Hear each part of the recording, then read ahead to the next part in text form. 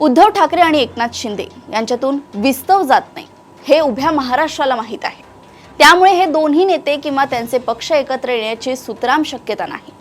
विधानसभा आणि पाठोपाठ मुंबई महापालिका निवडणुकीत मोठा झटका बसल्यानंतर पक्षाला नवी उमेद देण्यात, पक्षाची ताकद वाढवण्यात, कार्यकर्त्यांचे मनोबल टिकवण्यात उद्धव ठाकरे फारसे यशस्वी झाल्याचे दिसत नाही। पक्षात प्रवेश घेणाऱ्यांच्या तुलनेत पक्ष सोडून जाणाऱ्यांची संख्या आजही अधिक आहे। त्यामुळेच सध्या उद्धव ठाकरेंचे लक्ष सर्वोच्च न्यायालयाकडे लागलंय।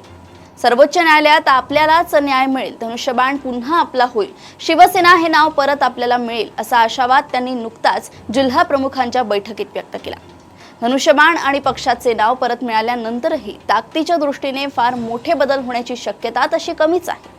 वस्तुस्थिती ही आहे की जोपर्यंत शिंदे कमजोर होत नाही किंवा त्यांच्या पक्षातील नेत्यांना, कार्यकर्त्यांना या पक्षात आपल्याला फारसे भवितव्य नाही असे जोपर्यंत वाटत नाही, तोपर्यंत ठाकरेंची ताकद वाढणार नाही।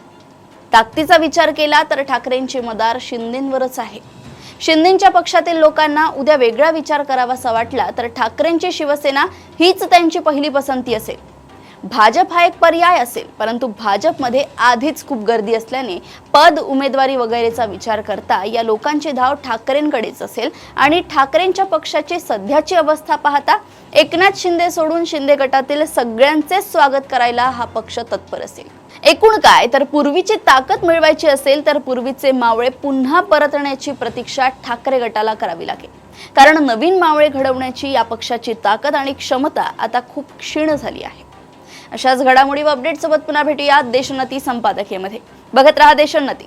नमस्कार।